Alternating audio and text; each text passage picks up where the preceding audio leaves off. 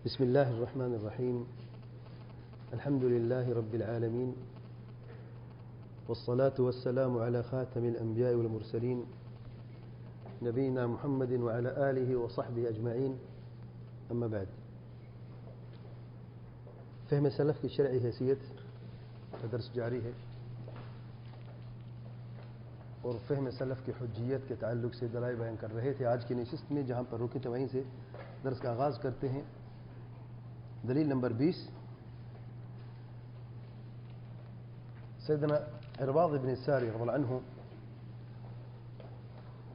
فرماتے ہیں کہ اللہ تعالیٰ کے پیارے پیغمبر صلی اللہ علیہ وسلم نے ایک مرتبہ ہمیں وعظ کیا، نصیحت کی، موعظۃ بلیغہ، بلیغ قسم کا وعظ کیا. اتنی با اثر تھی یہ موعظہ جو ہے، ذرفت منها العیون ووجلت منها القلوب، یہاں تک کہ ہمارے آنکھیں تر ہو گئی آنسوؤں سے اور ہمارے دل ڈر گئے اور ان میں نرمی پیدا ہو گئی. فقال قائل، تو کسی نے عرض کی، یا رسول اللہ، اے اللہ تعالیٰ کے پیارے پیغمبر صلی اللہ علیہ وسلم، کأنها موعظۃ مودع، یوں لگتا ہے کہ آپ کی الوداعی موعظہ ہے یہ. فماذا تعهد الینا، فماذا تعهد الینا، آپ ہمیں کیا حکم دیتے ہیں؟ فقال، اللہ تعالیٰ کے پیارے پیغمبر صلی اللہ علیہ وسلم فرماتے ہیں،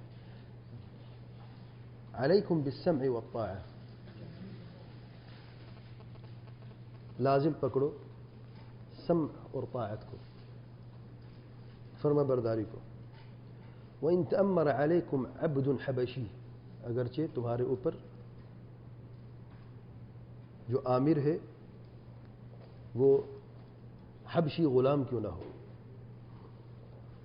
یعنی تمہارا حکمران اگر حبشی غلام ہے تب بھی اس کے لیے سمع اور طاعت ہے. اس کی شکل و صورت کیسی ہے؟ حبشی غلام کی حیثیت حبشی غلام ہے. شکل و صورت دیکھیں ذرا. کأن رأسہ زبیبہ، اس کا سر ایسے جیسے کہ کشمش، دیکھا ہے سوکھا انگور. اگر اس کی شکل و صورت اتنی بری ہے، اگر اس کا جو سر ہے وہ ایسا ہے جیسا کہ زبیبہ. وعلیکم بسنتی، اور میرے سنت کو لازم پکڑو. وسنت الخلفاء الراشدین المہدیین من بعدی، اور خلفاء راشدین مہدیین کی سنت کو بھی لازم پکڑو میرے بعد. تمسکوا بها، علیکم کا لفظ میں حکم ہے، اور تمسکوا بها پھر لازم پکڑو. مزید تیسری تاکید، وعضوا علیہا بالنواجذ، اور اس کو مضبوطی سے اپنے دونوں نواجذ یعنی نوکیلے دانتوں سے پکڑے رکھو، یعنی چھوٹنے نہ پائے. وَإِيَّاكُمْ وَمُحْدَثَاتِ الْأُمُورِ، میں تمہیں آگاہ کرتا ہوں نئی چیزوں سے. فَإِنَّ كُلَّ مُحْدَثَةٍ بِدْعَةٍ، بے شک ہر نئی چیز بدعت ہے. وَكُلَّ بِدْعَةٍ ضَلَالَةٍ، اور ہر بدعت گمراہی ہے. اسے ترمذی نے روایت کیا ہے. امام ابن القیم رحمۃ اللہ علیہ فرماتے ہیں اس حدیث کے تعلق سے کہ اللہ تعالیٰ کے پیارے پیغمبر صلی اللہ علیہ وسلم نے ملایا ہے اپنی سنت کو اور اپنے صحابہ کرام کی سنت کو، خلفاء راشدین کی سنت کو، اور اس کی اتباع کرنے کو حکم دیا ہے. یعنی صحابہ کرام یعنی خلفاء راشدین کی سنت کی اتباع کو ایسا حکم دیا ہے جیسے کہ اپنی سنت کی اتباع کا حکم دیا ہے. وبالغ فی الامر بها، اور بہت ہی زیادہ اس کا حکم دیا، یہاں تک کہ انہیں یہ حکم دیا کہ دانتوں سے، خاص طور پر نوکیلے دانتوں سے اسے مضبوطی سے پکڑو، یعنی خلفاء راشدین کی سنت کو. امام صاحب فرماتے ہیں اس کے اندر یہ بات بھی شامل ہے کہ جو فتوے انہوں نے دیے ہیں، کیونکہ جو فتاوی ہیں وہ بھی شامل ہے، اور جو بھی سنت امت کے لیے انہوں نے قائم کی ہے وہ بھی شامل ہیں، اگرچہ آپ صلی اللہ علیہ وسلم سے ان میں سے کوئی چیز ثابت نہ ہو۔ اگر آپ صلی اللہ علیہ وسلم سے کوئی چیز ثابت ہوتی تب وہ عمل کرتے، تو پھر آپ صلی اللہ علیہ وسلم کا پھر ان کی سنت نہیں ہوتی بلکہ آپ صلی اللہ علیہ وسلم کی سنت ہوتی۔ تو دونوں سنتوں الگ الگ کر کے بیان کر کے ایک ساتھ پھر ملانا کا مقصد یہ امام صاحب فرماتے ہیں ابن القیم رحمۃ اللہ علیہ کہ آپ صلی اللہ علیہ وسلم کی سنت الگ ہے، صحابہ کرام کی سنت الگ ہے، اور جیسا کہ آپ صلی اللہ علیہ وسلم اپنی سنت کو حکم دیا ویسے صحابہ کرام کی سنت کا بھی حکم دیا ہے۔ اور اس کے اندر پھر فرماتے ہیں ان سب کا فتویٰ شامل ہے، یعنی اجماع شامل ہے، یا ان کے اکثر کی بات یا ان کے بعض بھی اگر کوئی بات کرتے ہیں، کیونکہ اللہ تعالیٰ کے پیارے پیغمبر صلی اللہ علیہ وسلم نے خلفاء راشدین کی سنت کو جو بیان فرمایا ہے، اس سے مراد یہ نہیں کہ چاروں کا ہونا ایک وقت میں کسی مسئلے میں، بلکہ جب ایک خلیفہ راشد تھا تو اس کے الگ سے سنت خلفاء راشدین ہی کی سنت تھی، ورنہ سب کو ایک وقت میں بیان کرنا کیسے ممکن ہے؟ جو پہلا چلا گیا تو چلا گیا نا، وفات پا گیا نا، وہ جو دوسرا خلیفہ راشد ابھی تھا نہیں، تو یہ ممکن نہیں کہ سب کا ہونا لازمی تھا۔ امام صاحب یہ فرما رہے ہیں، تو گویا کہ ایک خلیفہ راشد کی سنت کا مطلب یہ ہے کہ سر خلفاء راشدین کی سنت اس سے مراد ہے۔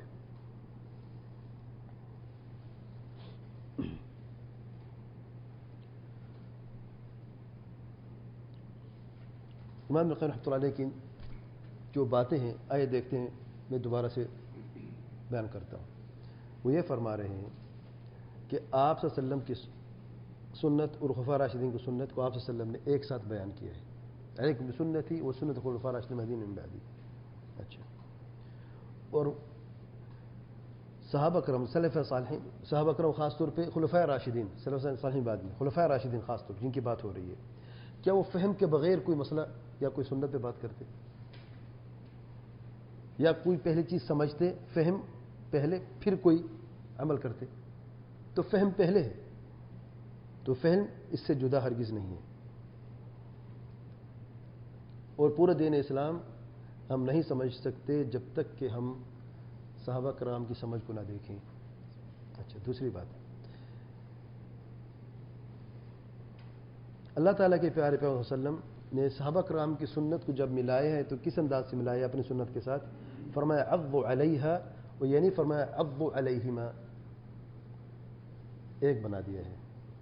اہمیت دیکھیں آپ، اگر عضوا علیہما دونوں جدا تھی، جب دو سنتیں ہیں تو پھر لفظ علیہا ہے، علیہما نہیں ہے۔ جب علیہا تو اس کا مطلب ہے جتنی حیثیت آپ صلی اللہ علیہ وسلم کی سنت کی ہے اتنی حیثیت خلفاء راشدین کی سنت کی بھی ہے، اور آپ صلی اللہ علیہ وسلم کی سنت میں سے ہی ہے، یعنی وہ مخالفت کبھی آپ صلی اللہ علیہ وسلم کی نہیں کریں گے۔ تیسرے نمبر پہ پھر آپ صلی اللہ علیہ وسلم نے اپنی سنت کا اور صحابہ کرام یعنی خلفاء راشدین کی سنت کا مقابلہ کس چیز سے کیا؟ ان کے ضد میں بدعات کا کیا، اور بدعات سے آگاہ کیا۔ تو اسے یہ ثابت ہوا جو صحابہ کرام کی سنت کے مخالف ہوگا وہی بدعت ہوگا، جو خلفاء راشدین کی سنت کے مطابق وہ بدعت نہیں ہوگا کبھی۔ چوتھے نمبر پہ اس اختلاف، کیونکہ ایک روایت میں فسیر اختلافاً کثیرا، ایک روایت میں یہ لفظ آیا ہے، تم میں سے جو زندہ رہے گا بہت سارے اختلاف دیکھے گا، تو کیا حل ہے اس کا؟ پھر آپ صلی اللہ علیہ وسلم میری سنت کو اور خلفاء راشدین کی سنت کو مضبوطی سے تھامے رکھنا۔ تو اختلاف سے باہر نکلنے کے لیے، بدعت سے بچنے کے لیے جو راستہ آپ صلی اللہ علیہ وسلم نے بیان فرمایا ہے وہ کیا ہے؟ میری سنت اور خلفاء راشدین کی سنت ہے۔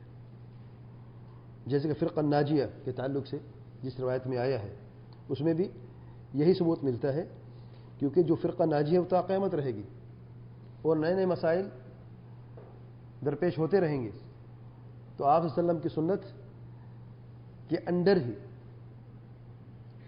صحابہ کرام اور سلف کی سنت ہے، خاص طور پہ جو صحابہ کرام اور خلفاء راشدین کی جو سنت ہے وہ آپ صلی اللہ علیہ وسلم کی سنت میں سے ہے، اور جب اختلاف ہوتا ہے تو پھر واپسی آپ صلی اللہ علیہ وسلم کی سنت کی طرف ہوتی ہے اور خلفاء راشدین کی سنت کی طرف ہوتی ہے۔ پانچویں نمبر پہ بڑی پیاری بات فرماتے ہیں اللہ تعالیٰ کے پیارے پیغمبر صلی اللہ علیہ وسلم نے اختلاف کثیر میں، جو اختلاف کثیر ہوگا اس میں نہ تو اپنی سنت کو شامل کیا، نہ صحابہ کرام کی سنت کو شامل کیا ہے. خلفاء راشدین کی سنت اور اپنی سنت کو اس اختلاف کثیر سے باہر، کیونکہ ضد ہیں دونوں نا، یا تو اختلاف کثیر ہے یا تو پھر سنت ہے آپ صلی اللہ علیہ وسلم کو اور خلفاء راشدین کی. تو جب ان کا ذکر کیا تو اس میں اختلاف کثیر میں اس سنت کا ذکر نہیں کیا، کیونکہ اختلاف کثیر. اچھا، اس سے کیا وہ ثابت کرنا چاہتے فرماتے ہیں، اس سے یہ دلیل لی جاتی ہے کہ آپ صلی اللہ علیہ وسلم کی سنت اور خلفاء راشدین کی سنت سب اللہ تعالیٰ کی طرف سے ہے. کیوں؟ فرماتے ہیں کہ اللہ تعالیٰ فرماتے ہیں افلا يتدبرون القرآن ولو كان من عند غير الله لوجدوا فيه اختلافا كثيرا. سورۃ النساء نمبر 82 میں اگر اللہ تعالیٰ کیا یہ قرآن کی تدبر نہیں کرتے، اگر یہ قرآن اللہ تعالیٰ کسی اور طرف سے ہوتا، اللہ کلام نہ ہوتی، تو پھر اس میں بہت ہی اختلاف ان کو نظر آتا، بہت ہی اختلاف پایا جاتا. تو جب اختلاف کثیر کی بات آتی ہے تو اس میں ممکن نہیں ہے کہ اس میں اللہ تعالیٰ کی طرف سے کوئی چیز ہو. اور جب آپ صلی اللہ علیہ وسلم اپنی سنت کو جوڑا ہے خلفاء راشدین کی سنت کے ساتھ اور اختلاف کثیر میں شامل نہیں کیا، تو امام صاحب فرماتے سے یہ ثابت ہوا کہ جیسے کہ آپ صلی اللہ علیہ وسلم کی سنت اللہ تعالیٰ کی طرف سے ہے اور دین ہے، اسی طریقے سے اجماع خاص طور پہ جو ہے خلفاء راشدین کی سنت جو ہے وہ بھی اس میں شامل ہے. امام صاحب نے مطلقاً بات کی ہے، میں اجماع کی بات کر رہا ہوں کہ خاص طور پہ اجماع. امام صاحب ویسے مطلق بات کر رہے ہیں، ان کے نزدیک بعض صحابہ کی بات بھی حجت ہے، لیکن ہم یہ کہہ رہے ہیں، ہمارے علماء اور ہم لوگ یہ کہتے ہیں کہ اجماع حجت ہے، اور جہاں پہ اختلاف ہو تو اس کی تفصیل میں پہلے بیان کر چکا ہوں.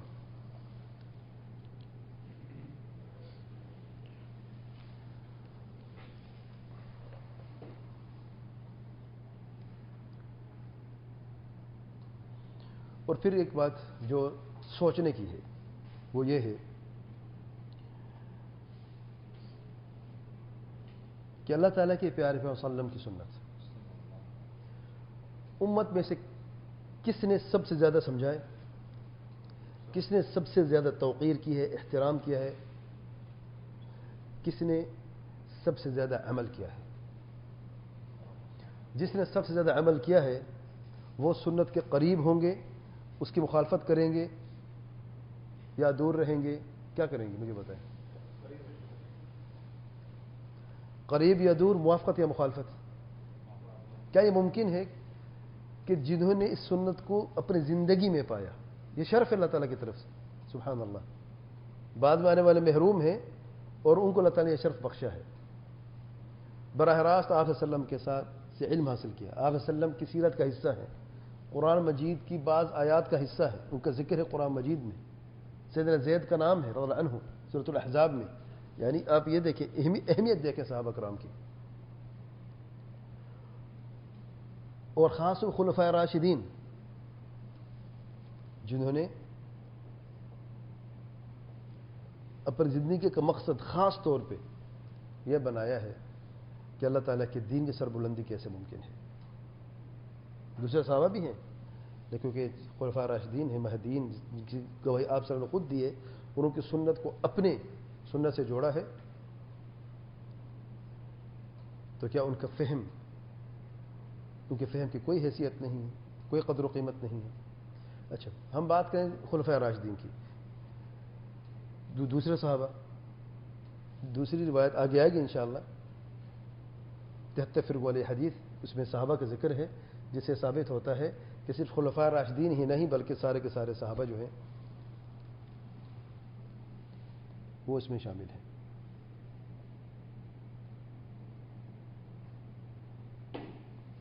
اور کیسے ممکن ہے آخر میں اس پوائنٹ کے تعلق سے، یہ تو صحیح فہم سے قاصر رہے اور بعد میں آنے والے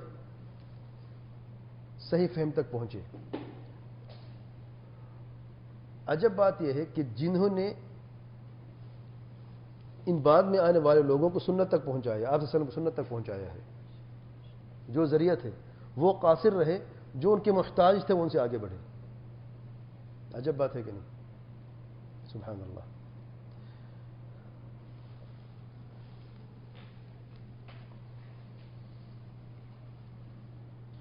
دلیل نمبر 21، سید عبداللہ بن مسعود رضی اللہ عنہ بیان فرماتے ہیں کہ اللہ تعالیٰ کے پیارے پیغمبر صلی اللہ علیہ وسلم فرماتے ہیں ما من نبی بعثہ اللہ قبلی الا کان له من امتی حواریون، مجھ سے پہلے کسی بھی نبی کو اللہ تعالیٰ نے نہیں بھیجا الا یہ کہ اس کی امت میں سے اس کے حواری ہیں، اس کی امت میں سے اس کے حواری تھے، وہ اصحاب اور صحابہ تھے، یأخذون بسنتہ جو اس کی سنت کو مضبوطی سے لیتے تھے، ویقتدون بامرہ اس کے حکم کی اقتداء کرتے تھے، تعمیل کرتے تھے، ثم انها تخلف من بعدهم خلوف، پھر ان کے بعد ایسے لوگ آئیں گے، کیسے؟ دیکھیں ذرا، یقولون ما لا يفعلون، جو کہیں گے وہ چیز جو وہ کریں گے نہیں، وَيَفْعَلُونَ مَا لَا يُؤْمَرُونَ اور کریں گے وہ جن کو حکم نہیں دیا گیا، فَمَنْ جَاهَدْهُمْ بِيَدِهِ فَهُوَ مُؤْمِنٌ جو اپنے ہاتھ سے ان کے خلاف جہاد کرے گا وہ مومن ہے، وَمَنْ جَاهَدْهُمْ بِلِسَانِهِ فَهُوَ مُؤْمِنٌ اور جو اپنی زبان سے ان کے خلاف جہاد کرے گا وہ مومن ہے، وَمَنْ جَاهَدْهُمْ بِقَلْبِهِ فَهُوَ مُؤْمِنٌ اور جو اپنی دل سے ان کو برا یعنی سمجھے گا، دل سے جہاد کرے گا وہ مومن ہے، وَلَيْسَ وَرَاءَ ذَلِكَ مِنَ الْإِيمَانِ حَبَّةُ خَرْدَلٍ اور اس کے بعد ایمان میں سے رائی کے دانے کے برابر بھی ایمان باقی نہیں رہتا۔ سے مسلم کی روایت ہے، اور اس حدیث میں جو شاہد ہے وہ یہ ہے کہ ہر نبی کے حواری اور صحابی ہیں۔ کیا کرتے ہیں صحابی؟ یأخذون بسنتہ جو اپنے نبی کی سنت کو اپنے نبی کے طریقے کو مضبوطی سے پکڑتے تھے، اور نبی کا طریقہ پورا دین ہوتا ہے، اور اس کی پیروی کرنا جانتے ہیں۔ جو سب سے زیادہ قریب ہوتے ہیں وہی سب سے زیادہ پیروی کرنے والے ہوتے ہیں نا۔ یہ تو ان لوگوں کا ذکر ہے جو انبیاء کے ساتھ رہتے تھے، انبیاء کے دوست تھے، حواری تھے، صحابی تھے۔ جو بعد میں آئیں گی ان کا کیا حال ہے؟ جو کہتے ہیں وہ کرتے نہیں، اور جو کرتے ہیں ان کو حکم نہیں دیا جاتا۔ غرض کی مخالفت ہی مخالفت ہے شریعت کی، یعنی ان سے غلطیاں زیادہ ہوں گی، تقوی کم ہوگا، علم کم ہوگا، اور آخر تک آپ جتنی بھی یہ اوصاف بیان کرنا چاہیں بیان کر دیں۔ تو ان کے خلاف جہاد کرنے سے مقصد یہ ہے ان کو برا جاننا۔ یہ مطلب یہ کہ ہاتھ اٹھاؤ اور مارتے رہو، نہیں، اس کا مطلب ہرگز یہ نہیں ہے۔ جیسا کہ دوسری روایت میں جو تم میں سے کوئی برائی دے گا تو اسے اپنے ہاتھ سے روکے، نہیں روک سکتا اپنی زبان سے روکے، نہیں روک سکتا تو اسے اپنے دل سے روکے، وذالک اضعف الایمان، اور یہ ایمان کے کمزور ترین درجہ ہے۔ یہ حدیث روح حدیث، اس کے آخر الفاظ ایک جیسے ہیں کہ نہیں؟ ایک جیسے ہیں۔ ہاتھ سے وہ روکے جو ہاتھ سے روک سکتا ہے، یعنی حکمران، ولی امر اور اس کے جو ماتحت عملہ ہے، ہاتھ سے وہ روکتے ہیں۔ زبان سے روکتے ہیں علماء، اور دل سے روکتے ہیں عوام، جو نہ یہ ہیں نہ وہ ہیں، تیسرے پھر عوامی باقی رہتے ہیں۔ اس کا مطلب ہرگز یہ نہیں ہے جیسے کہ بعض لوگوں نے سمجھا ہے جب کوئی منکر دیکھتے ہیں تو اپنے ہاتھوں سے اسے ختم کرنے کی کوشش کرتے ہیں، سینما ہالوں میں آگ لگا دیتے ہیں۔ کیوں بھی آگ لگائی ہے؟ آپ صلی اللہ علیہ وسلم نے فرمایا ہاتھ سے برائی کو روکو، ہم نے روک دیا۔ یہ کس نے کہا ہے کہ آپ کو حکم ہے؟ یہ اس کو حکم ہے جو ذمہ دار ہے، وہ نہیں اس کو منع کرتا تو وہ گنہگار ہے۔ عوام الناس میں سے کوئی گنہگار، آپ تب گنہگار ہیں جب آپ جائیں گے اور اس غلطی کا ارتکاب کریں گے۔ اگر آپ نہیں جاتے اور اس سے اپنے دل سے برا سمجھتے ہیں تو الحمدللہ آپ سے یہی مطالبہ ہے۔ اگر آپ عالم ہیں، آپ کے پاس کوئی دلائل ہے، یا طالب علم ہیں، یا آپ داعی ہیں جس کے پاس کوئی علم ہے، تو آپ لوگوں کو آگاہ کریں، حرام اور حلال کی بات کریں اور سمجھائیں، تو زبان سے جہاد کریں، زبان سے منع کریں۔ اور اگر آپ عوام الناس میں سے نہیں ہیں، علماء میں سے نہیں ہیں، اور من باب اولا اگر آپ علماء میں سے نہیں ہیں اور حکمرانوں میں سے نہیں ہیں اور صرف عوام الناس میں سے ہیں، تو پھر آپ اپنے دل سے ہی اسے برا جانیں اور آپ یہ غلطی نہ کریں۔ الغرض اس حدیث میں سے جو دلیل ہے، یہ وجہ دلالہ ہے، وہ یہ ہے کہ صحابہ کرام اجمعین جو سارے انبیاء کے صحابہ میں سے سب سے بہترین صحابہ ہیں. ہر نبی کے اپنے صحابہ ہیں جیسے آپ صلی اللہ علیہ وسلم نے فرمایا ہے، اور کیونکہ آپ صلی اللہ علیہ وسلم سب سے بہترین نبی ہیں، افضل الرسل ہیں، صلی اللہ علیہ وسلم خاتم النبیین ہیں، تو آپ صلی اللہ علیہ وسلم کے صحابہ بھی دوسرے انبیاء علیہ السلام کے صحابہ کے مقابلے میں سب سے اچھے ہیں. جب سب سے اچھے ہیں تو سنت کی پیروی اور سنت پہ عمل کرنا سب سے آگے ہے کہ نہیں؟ جب دین پہ عمل کرنے میں سب سے آگے تو بغیر سمجھ کے دین پہ عمل کریں گے، جب سمجھ کے فہم کے ساتھ دین پہ عمل کریں گے پھر ان کا فہم حجت کیسے نہیں ہے؟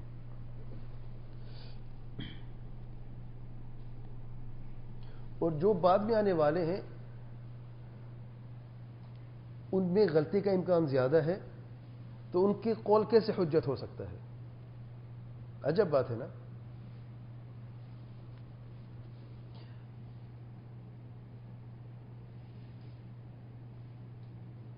معیار یہ فہم الصحابہ جو ہیں وہی معیار ہے جو متقی ہیں، پرہیزگار ہیں، ابرار ہیں، اخیار ہیں، یہی معیار ہے، یہی حجت ہے. دلیل نمبر 22، سیدنا عمر بن الخطاب رضی اللہ عنہ فرماتے ہیں کہ ایک مرتبہ اللہ تعالیٰ کے پیارے پیغمبر صلی اللہ علیہ وسلم نے خطبہ دیا، یہ بہت لمبا خطبہ تھا، تو اللہ تعالیٰ کے پیارے پیغمبر صلی اللہ علیہ وسلم نے بدء الخلق سے لے کے آخر تک جنت اور دوزخ تک بات کو لے گئے. یعنی بدء الخلق یہ ابتدا کیسے ہوئی مخلوقات کی، اور جنت اور دوزخ کے ذکر تک پورے کا پورا دن میں یہ خطبہ دیا. حفظ ذلك من حفظه ونسيه من نسيه، یعنی جنتی کو جنت تک پہنچا دیا، دوزخ کو دوزخ تک پہنچا دیا، پھر جس نے یاد کرنا تھا یاد کر لیا، اور جس نے بھلا دیا وہ بھول گیا. متفق علیہ حدیث ہے، اور اس میں صحابہ کرام اجمعین نے اس دن اس حدیث کو سنا، ان میں سے جن کو اس کی سمجھ آ گئی، جنہوں نے یاد کرے تو یاد کر لیا جیسے عمر خطاب نے فرمایا ہے، اور سبحان اللہ جو بھول گئے وہ بھول گئے، لیکن جن کو یاد تھا انہوں نے ان مسائل کو بیان کیا، اور جن کو یاد نہیں تھا تو پوچھنے سے ان کو پتہ چل گیا، اور اگر نہیں بھی پوچھا تو علم باقی رہا کہ نہ رہا. جب علم باقی رہا، اور یہ علم بغیر فہم کے ممکن نہیں ہے، تو فہم بھی باقی رہی. جب علم بھی ہے اور فہم بھی ہے تو پھر ایسا فہم جس میں صحابہ کرام کا اجماع ہو حجت کیسے نہیں ہو سکتا؟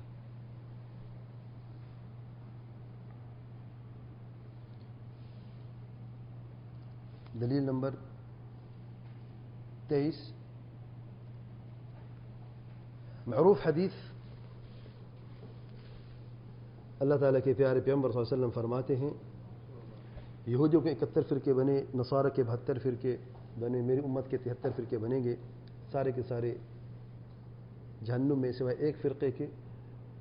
بعض صاحب نے عرض کی اللہ کے پیارے پیغمبر صلی اللہ علیہ وسلم میں کون سا فرقہ ہے؟ اللہ تعالیٰ کے پیارے پیغمبر صلی اللہ علیہ وسلم فرماتے ہیں جس پر میں اور میرے صحابہ ہیں. اسے ترمذی نے روایت کیا ہے صحیح سند کے ساتھ. امام ابن القیم رحمۃ اللہ علیہ فرماتے ہیں اس حدیث میں یہ بیان کیا گیا ہے کہ امت میں افتراق ہوگا، اور یہ افتراق ہوگا آپ صلی اللہ علیہ وسلم کے بعد، اور 73 فرقے ہوں گے، اور سارے کے سارے جہنم میں ہوں گے، صرف ایک فرقہ باقی بچے گا، جنت میں جائے گا، اور سارے کے سارے جتنے فرقے سب کی نسبت اسلام کی طرف ہی ہے، آپ صلی اللہ علیہ وسلم کی امت ہی ہے، لیکن جو ایک فرقہ باقی بچے گا اس کی نسبت بھی اسلام ہی کی طرف ہے، لیکن وہ جنتی فرقہ ہے، کیونکہ وہ اس چیز پر تھا جس پر اللہ تعالیٰ کے پیارے پیغمبر صلی اللہ علیہ وسلم اور صحابہ کرام ہیں. اور اس سے دلیل لی جاتی امام صاحب فرماتے ہیں حق الباطل کی جو تفریق کی گئی ہے وہ اتباع صحابہ کی وجہ سے ہے جس پر وہ قائم تھے، کیونکہ دوسری جتنی بھی فرقے جو جہنم میں جا رہے ہیں وہ بھی اپنے آپ کو امت ہی سمجھتے ہیں، اور وہ جرأت نہیں کر سکتے کہ ہم آپ صلی اللہ علیہ وسلم کی سنت پر نہیں ہیں یا اسلام سے ہمارا تعلق نہیں ہے. تو آپ صلی اللہ علیہ وسلم کے زمانے میں صحابہ کرام کی اتباع اور جس پر آپ صلی اللہ علیہ وسلم کو چھوڑا ہے، جو اتباع کیا کرتے تھے آپ صلی اللہ علیہ وسلم کے زمانے میں، وہی اتباع آپ صلی اللہ علیہ وسلم کے زمانے کے بعد بھی قائم رہی، اور یہی ہے ایک راستہ نجات کا اور ہدایت کا. اور باقی جتنے بھی راستے ہیں وہ سارے کے سارے ہلاکت کی طرف راستے جاتے ہیں، وہ فرق ہیں، متفرق ہیں، اور اس وعید کے نیچے ہیں، یعنی جہنم کی طرف جاتے ہیں. کیوں؟ کیونکہ صحابہ کرام کی منہج کی مخالفت ان فرقوں نے کی ہے، اور ہدی صحابہ سے منہ موڑا ہے، جس کی وجہ سے وہ ہلاک ہوئے. اور ایک ہی وصف ہے جس کی وجہ سے وہ نجات پا سکتے تھے، اور وہ ہے صحابہ کرام کے راستے کو اختیار کرنا، سبیل المؤمنین جسے کہا جاتا ہے. اور یہ اس بات سے یہ بات واضح ہو جاتی ہے کہ صحابہ کرام کا منہج اور جس چیز پر وہ قائم تھے، اللہ تعالیٰ کی کلام قرآن مجید اور آپ صلی اللہ علیہ وسلم کی سنت پر وہ قائم تھے، براہ راست علم لیا اللہ تعالیٰ کے پیارے پیغمبر صلی اللہ علیہ وسلم سے. جو ان کو چھوڑتا ہے وہی ہلاک ہوتا ہے، اور جو ان کو لازم پکڑتا ہے، یعنی قرآن سنت و فہم سلف، تین چیزیں ہیں، جو ان کو لازم پکڑتا ہے وہی کامیاب ہوتا ہے.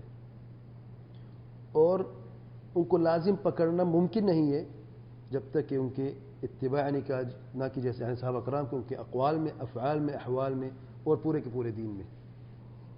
اور اسے کہتے ہیں منہج السلف. امام صاحب دو لفظوں میں کیا فرما رہے ہیں کہ جتنے بھی فرقے ہیں، 73 فرقے ہیں، سب کہتے ہیں قرآن اور حدیث. ایک فرقہ کہتے ہیں قرآن اور حدیث اور فہم السلف. جس نے قرآن اور حدیث کو فہم السلف کے مطابق سمجھا اسے نجات پائی.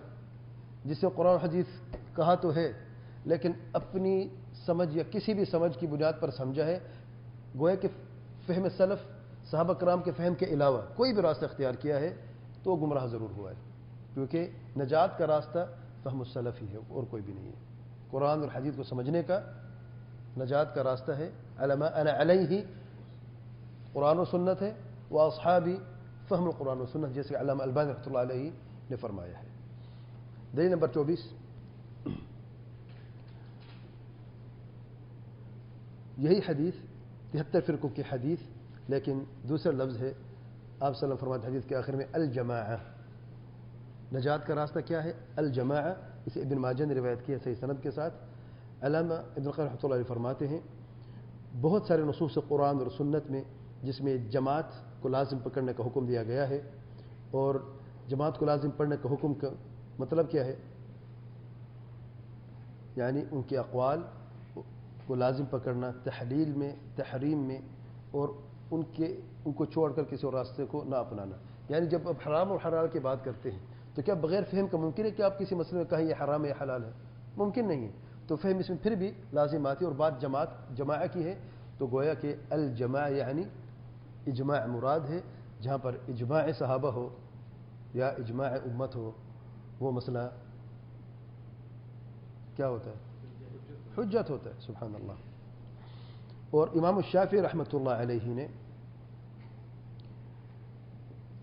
بڑی پیاری بات فرماتے ہیں جب ان کی جماعت جو جب جماعت کی بات فرمانے متفرق ہو مختلف ممالک میں، مختلف شہروں میں، تو بدنی یا جسمانی اجتماع ممکن نہیں ہے کیونکہ الگ الگ ہیں. اور بعض جگہوں پر مسلم اور کافر ایک ساتھ بھی ہوتے ہیں، اچھے اور برے ایک ساتھ ہوتے ہیں. تو اس سے مراد ہرگز نہیں کہ سب کو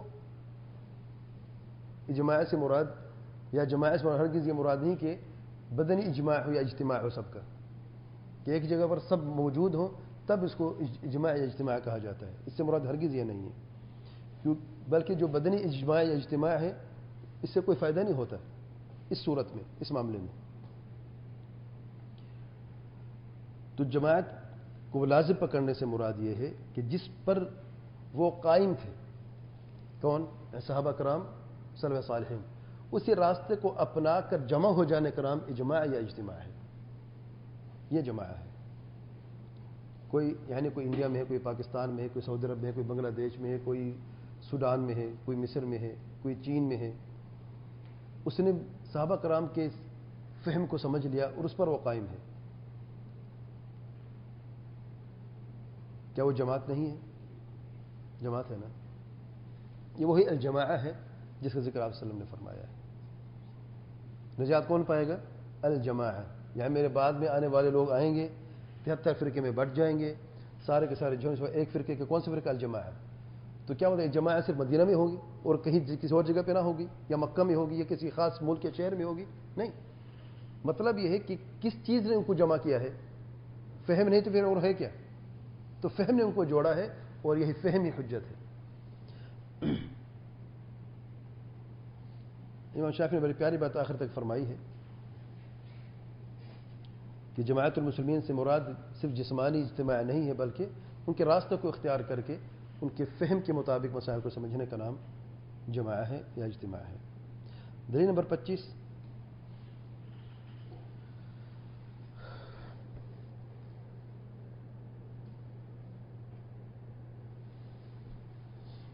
صحیح بخاری میں، یعنی میں بڑا عجب دیکھیں اس حدیث میں سے فہم کیسے لیا گیا ہے، یعنی دلیل کیسے لی گئی ہے.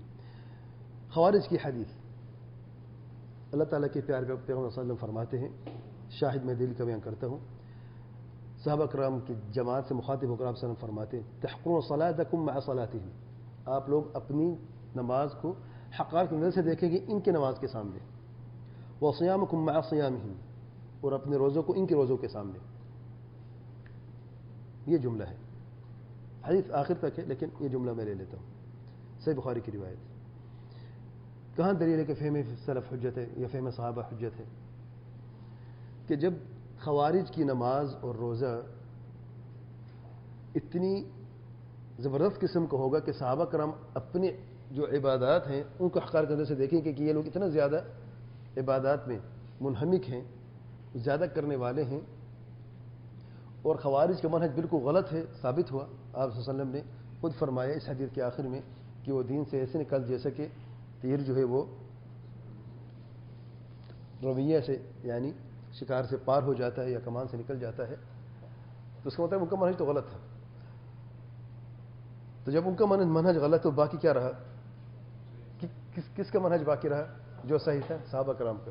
جب صحابہ کرام کا منہج صحیح ہے اور وہ قائم ان کے فہم پر، تو پھر حجت کیسے نہیں ہے؟ اگر خوارج بھی ان کو اپنا لیتے، اگرچہ کمپیریزن کیا ہو رہا ہے الٹا ہو رہا ہے. سبحان اللہ. بات یہ نہیں کہ شدت کیسے ہے، عبادت میں خوبصورتی ظاہراً کیسے ہے، بات یہ ہے کہ اندر سے کیسے ہے. عبادت کا تعلق دل سے ہوتا ہے، دل میں فہم کیسے، نصوص کی سمجھ کیسے ہے، پھر ظاہر آپ نے کیا کیا ہے. جب ظاہر اندر کے مخالف ہو تو پھر ظاہر کو کوئی اعتبار نہیں ہوتا، اور اندر کا اعتبار تب ہوتا ہے جب فہم صحیح فہم کی بنیاد پہ ہوتا ہے. اس لیے خوارج اگر صحابہ کرام کے راستے کو اپنا لیتے تو پھر انہی کی نماز اور انہی کا روزہ سب سے اچھا ہوتا. لیکن جب ان کا راستہ چھوڑ دیا ہے تو ان کی یہ خوبصورت نماز اور یہ خوبصورت روزے جو ہے کوئی کام آئے؟ کوئی کام نہیں آئے. واضح بات ہے. تو فہم صحابہ و فہم سلف جو ہے وہ حجت ہے. دلیل نمبر 26، اور اسی پہ اکتفا کرتے 26 دلائل کافی ہے میرا خیال ہے. وہ اگلے درس میں انشاءاللہ عقلی دلیل سے بات کا آغاز کریں گے. کتنا وقت باقی ہے؟ اچھا ابھی ہے، دیکھتے ہیں ابھی وقت ملتے تو وہ بات کرتے ہیں. دلیل نمبر 26، یحییٰ بن یعمر رحمہ اللہ کہتا ہے، سب سے پہلے جس نے تقدیر کا انکار کیا بصرہ میں معبد الجہنی تھا، معبد الجہنی. میں اور حمید بن عبد الرحمن الحمیری دونوں حج یا عمرے کی نیت سے چلے گئے، اور ہم نے یہ کہا کہ اگر ہم آپ صلی اللہ علیہ وسلم کے صحابہ کرام میں سے کسی سے ملاقات کر لیں اور ان سے یہ سوال کر لیں جو لوگ یہ کہتے تقدیر کے تعلق سے. آخر حدیث تک. پھر جو حضرت عبداللہ بن عمر سے، یہ پہلی حدیث ہے صحیح مسلم کی، حدیث نمبر 1. بڑا پیارا قصہ ہے، معروف حدیث ہے. حضرت عبداللہ بن عمر جا کے کہتے ہیں تو آپ وہ کیا فرماتے ہیں؟ حضرت عبداللہ بن عمر رضی اللہ عنہ جا خبر دیں ان کو، میں ان سے بری ہوں وہ مجھ سے بری ہیں. معروف حدیث ہے. الغرض شاہد یہاں پہ آگے حدیث میں یہیں پہ میں رکتا ہوں. اگر صحابہ کرام کے فہم حجت نہ ہوتا، اتنی لمبا سفر کر کے جانے کی ضرورت کیا تھی؟ قرآن تو حدیث موجود تھا کہ نہیں؟ اور یہ کون تابعین ہیں؟ یہ دونوں تابعین ہیں. قرآن بھی تھا، حدیث بھی تھی. اور معبد الجہنی نے جو تقدیر کا انکار کا فتنہ ایجاد کیا، وہ رد کر سکتے تھے کہ نہیں؟ قرآن حدیث تو موجود تھی، پڑھتے بھی تھے، لیکن محض قرآن اور حدیث سے وہ رد نہ کر سکے. ضرورت پڑ گئی کس چیز کی؟ صحابہ کے فہم کی ضرورت پڑی کہ نہ پڑی؟ اور بصرہ سے لے کے مدینے کا سفر کرنا. ٹھیک ہے، حج عمرہ تو جا رہے تو حج عمرہ بھی کر لیں. تو اصل مقصد کیا تھا کہ ہم اس بارے میں تو پوچھیں، جو حدیث کا یہ جو تقدیر کا انکار کرنے والا ہے، اور یہ ایک شخص نہیں، اس کی جماعت اس کی بنی ہوئی ہے بصرہ میں، یہ لوگ کیسے ہیں؟ کیا یہ حق پر ہیں؟ رحمک اللہ. رحمک اللہ. اسی یہ ثابت ہوتا ہے کہ تابعین بھی جانتے تھے کہ فہم سلف جو ہے، صحابہ کرام کی فہم جو ہے حجت ہے. جب انہوں نے فرما دیا کہ میں ان سے بری ہوں، اور پھر دلیل بھی بیان کی، تو پھر تسلی ہوئی کہ اب جب صحابی بھی ان سے بری ہیں تو ہم بھی ان سے بری ہیں. تو اس سے ثابت ہوا کہ فہم سلف حجت ہے. واللہ اعلم. سبحانک اللہم وبحمدک، اشہد ان لا الہ الا انت، استغفرک واتوب الیک.